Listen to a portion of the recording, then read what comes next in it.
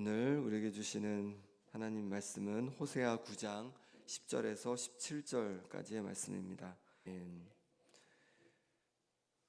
9장 앞부분에서 이제 이스라엘에 대한 죄에 대한 심판을 말씀해 주셨는데, 오늘 함께 읽은 말씀에서도 계속 심판에 대해서 말씀해 주고 있습니다.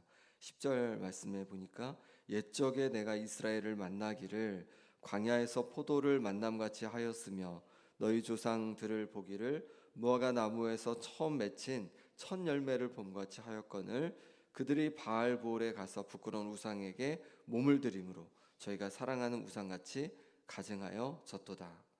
하나님은 옛적에 이스라엘을 만나기를 광야에서 포도를 만남같이 그렇게 하셨습니다. 광야는 아주 물이 귀한 곳입니다. 그리고 쉬 지치는 곳입니다. 그런데 단물을 머금은 포도를 만난다면 어떨까요?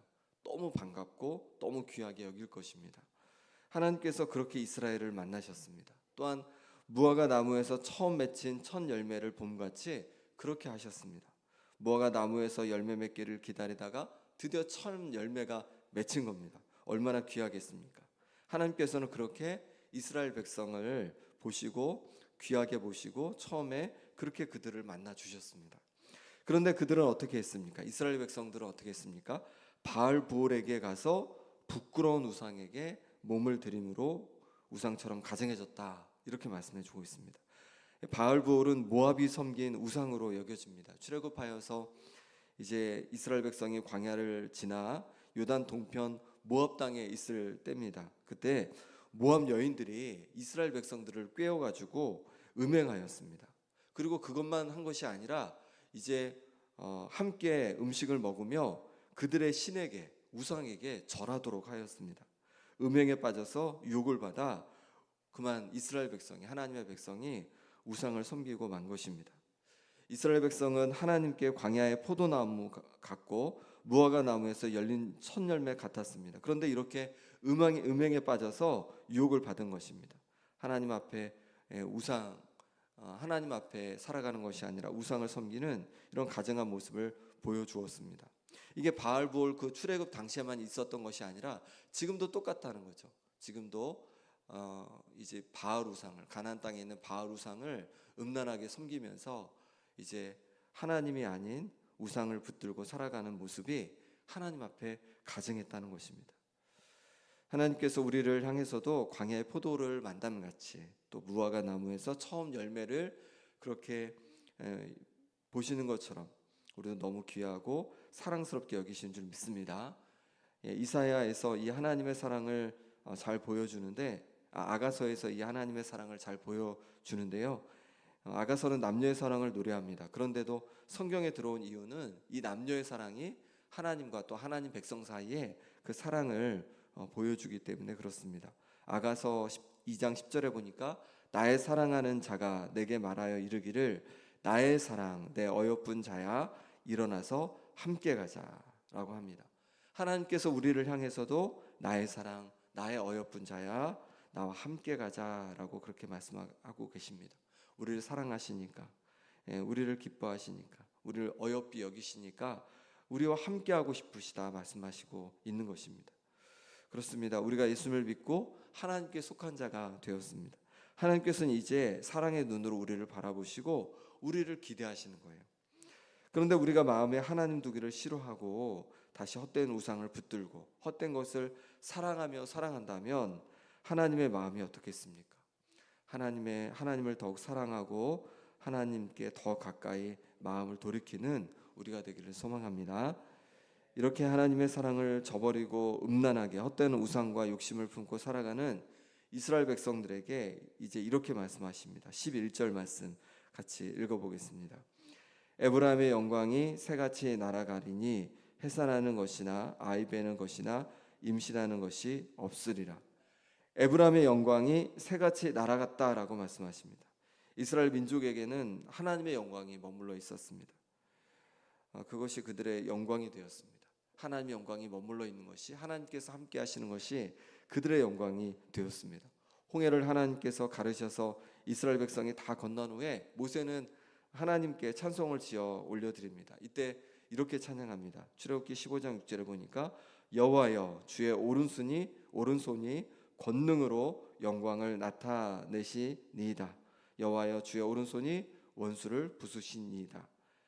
예, 주님께서 하나님께서 주의 오른손이 권능으로 영광을 나타내셨다 이렇게 말씀하고 있습니다.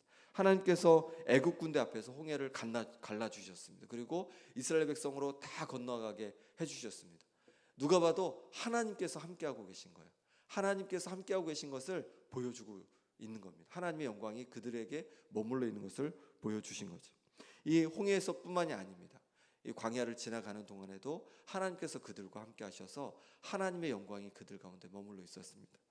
광야에서뿐만이 아니죠. 또 가나안 땅에서 하나님의 영광이 그들 가운데 머물러 있게 되었습니다. 그래서 하나님께서 그들에게 복을 주셨고 그들이 평안함을 하나님께서 주시는 평안을 맛보게 되었습니다. 그런데 이제 이스라엘에게서 하나님의 영광이 새같이 날아가리라 이렇게 말씀하시는 거예요. 하나님의 영광이 더 이상 머물지 않겠다라고 말씀하시는 겁니다. 이것은 이스라엘 백성이 우상에게 몸을 들여 가증해졌기 때문입니다. 그 가증한 죄악으로 말미암아서 하나님의 영광이 더 이상 머물 수가 없게 되었다는 것입니다. 그렇습니다. 하나님의 영광은 죄악이 가득한 곳에 머물 수 없는 것입니다. 그러니 그 죄에 대해서 우리가 해결할 때, 죄에 대해서 회개할 때, 그리고 우리가 날마다 더 거룩해져 갈 때 하나님의 영광이 가득할 줄 믿습니다. 우시아 왕이 죽던 해에 이사야는 한 환상을 보게 됩니다. 하나님께서 높이 들린 보좌에 앉아 계시고 또 수룹들이 모시어 서는 모습을 보게 됩니다. 그리고 이들은 이렇게 얘기합니다. 거룩하다 거룩하다 거룩하다 만군의 여호와여 그의 영광이 온 땅에 충만하도다 라고 그렇게 하나님의 영광을 선포합니다.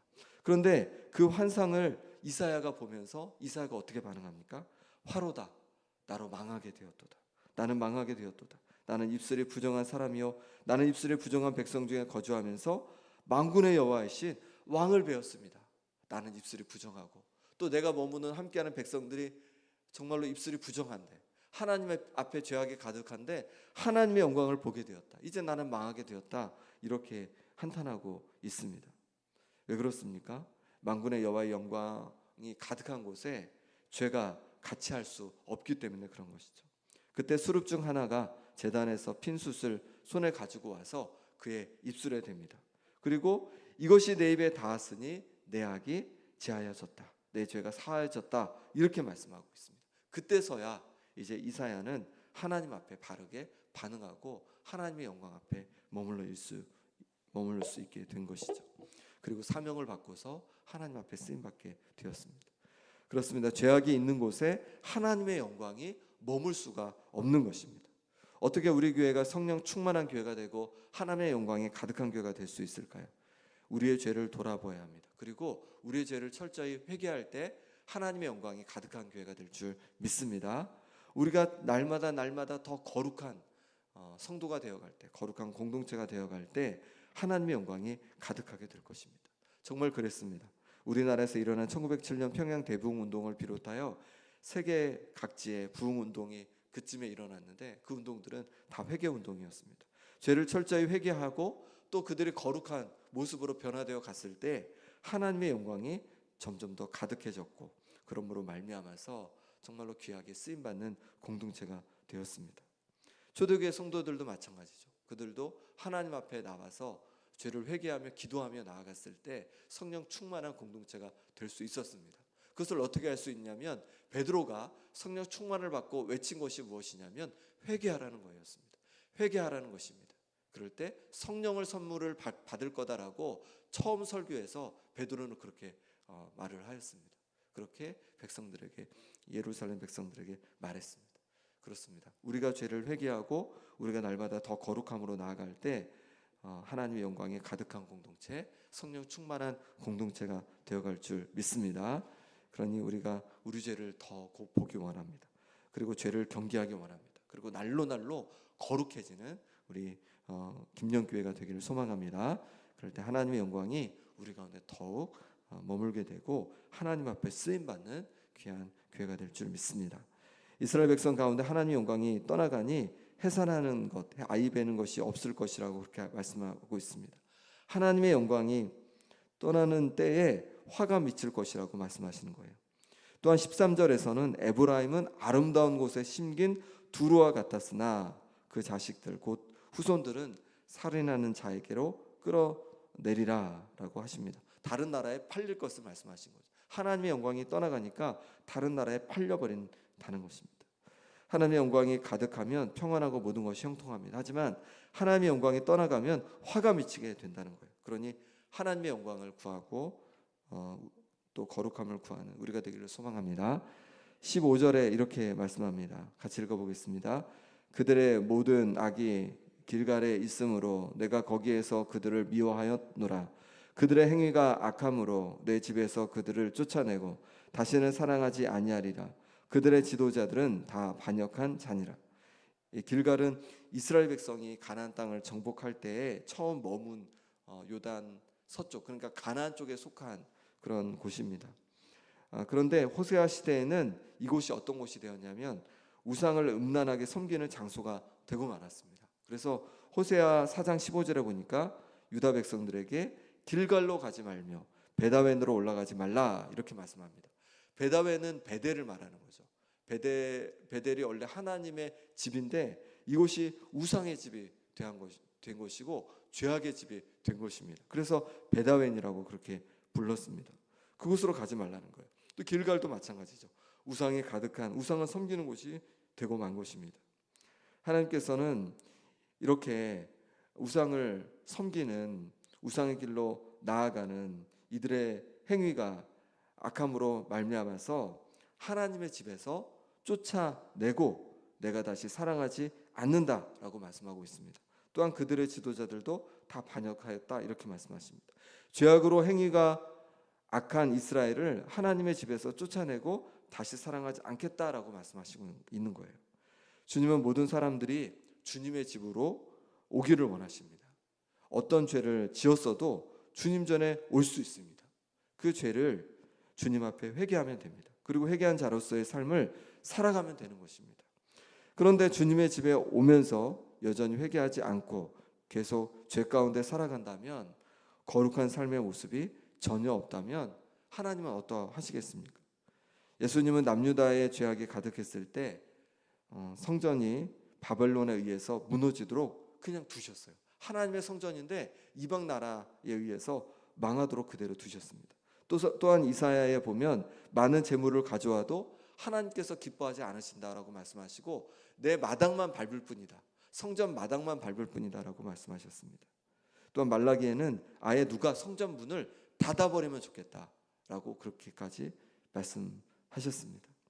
우리가 성전을 잘 지켜갈 수 있기를 소망합니다. 그것은 바로 우리가 거룩함을 지킴으로 가능합니다. 하나님 앞에 정결하게 살아가고 죄를 지었을 때 통회하는 회개가 있을 때 가능한 것이죠. 그럴 때 주님의 전이 하나님의 영광이 가득한 교회로 잘 지켜지게 될 줄 믿습니다. 17절 말씀 같이 읽어보겠습니다.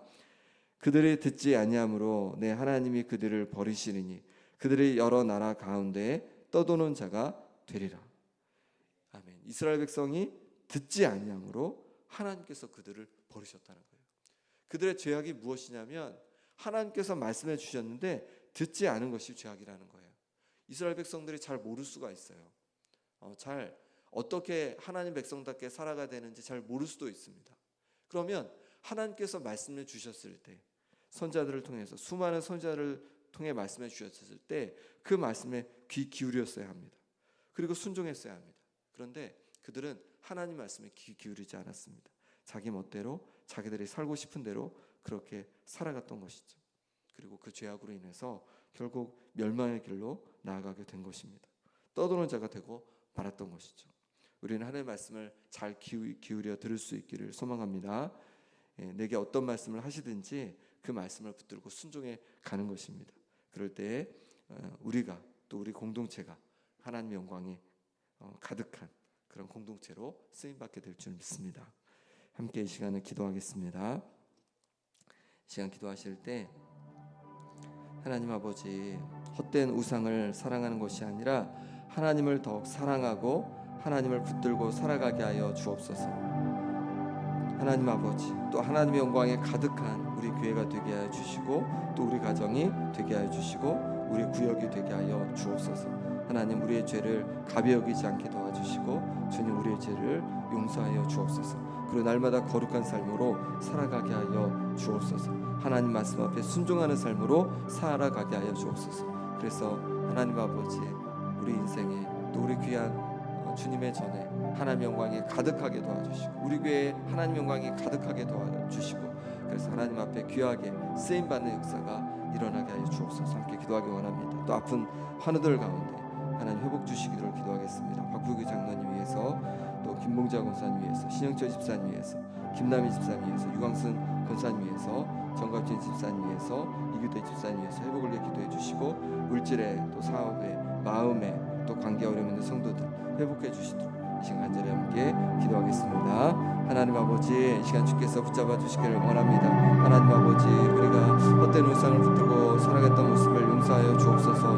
하나님, 더욱더 하나님 앞에 하나님을 붙들고 살아가는 인생 되어지길 원합니다. 하나님 아버지, 붙잡아 주옵소서. 아버지, 하나님 늘 연약한 우리의 모습을 용서하여 주옵소서. 입술로 하나님의 영광을 가렸던 우리의 모습을 용서하여 주시고, 우리의 삶으로 하나님 앞에 기뻐하지 않는 그런 삶으로 말미암아 아버지 하나님, 정말로 하나님께 아버지 하나님 부족했던 모습을 용서하여 주옵소서. 이제 아버지 하나님 우리 죄를 용서하여 주옵소서. 아버지 하나님 보혈의 능력으로 우리를 용서하여 주시옵소서. 아버지 하나님 우리를 회복하여 주시옵소서. 아버지 하나님 더욱 거룩한 하나님의 자녀의 모습으로 살아가게 하여 주옵소서. 그래서 하나님의 영광이 하나님 가득하게 하여 주옵소서. 하나님의 영광이 주님의 전에 가득하게 하여 주시고, 우리 삶에 가득하게 하여 주셔서 하나님 쓰시고자 할 때 하나님 마음껏 쓰임받는 하나님의 사람들, 거룩하고 깨끗한 그릇 될 수 있도록 하나님 역사하여 주시옵소서. 하나님 아버지, 주께서 만져주시길 원합니다.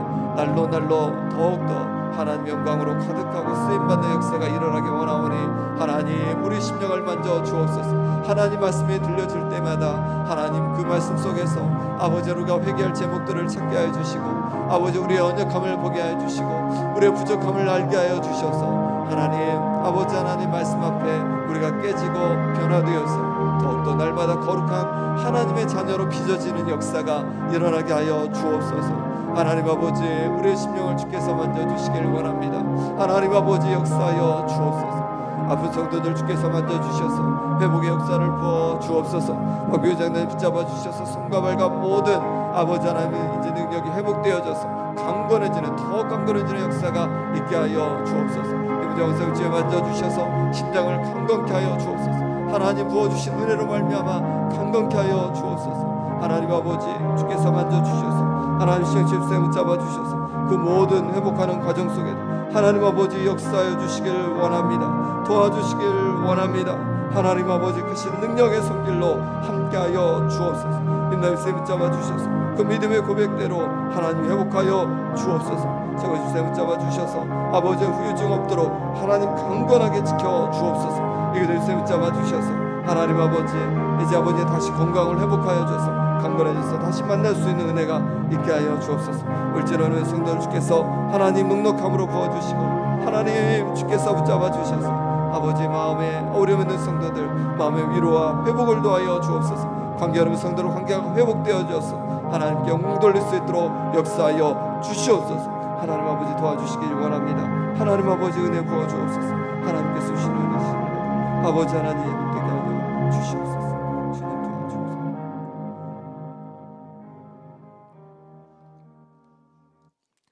하나님 아버지, 우리가 하나님 앞에 살아가야 하지만 헛된 것을 붙들고 헛된 것을 의지하며 헛된 것을 우상 삼고 살아갔던 우리의 모습을 용서하여 주옵소서. 하나님 아버지, 하나님의 영광이 우리 삶 가운데 또 주님의 몸된 정 가운데 가득하기를 원합니다. 날로 아버지 하나님, 우리가 더욱더 거룩한 우리 자신이 되고 또 우리 공동체가 되어지길 원하오니 하나님 아버지 은혜를 부어 주옵소서. 하나님 말씀 앞에 우리를 늘 돌아보기를 원합니다. 말씀이 선포되어지고 말씀이 들려질 때 또 말씀을 읽을 때마다 하나님 아버지 말씀 앞에 우리 자신을 돌아보게 도와주시고, 그 말씀 앞에 우리 자신을 아버지 하나님 점검하여 말씀 앞에 깨지고 변화되고 회개함으로 말미암아서 날로 더욱더 거룩한 하나님의 자녀로 우리를 빚어 주옵소서. 하나님, 그러므로 말미암아 하나님의 영광이 가득하여서 하나님 앞에 귀하게 쓰임받는 역사가 있게 하여 주옵소서. 하나님 아버지, 아픈 성도들 육신을 회복하여 주옵소서. 또 마음이 상한 성도들 아버지 하나님 주님께서 위로하여 주옵소서. 관계 어렵는 성도들 있으면 관계가 회복되게 하여 주시고, 물질에 어려움 있는 성도들에게는 하나님께서 부어주시는 넉넉함을 경험케 하여 주옵소서. 오늘 하루도 주님께 온전히 의탁하옵고 예수 그리스도의 이름으로 기도합나이다.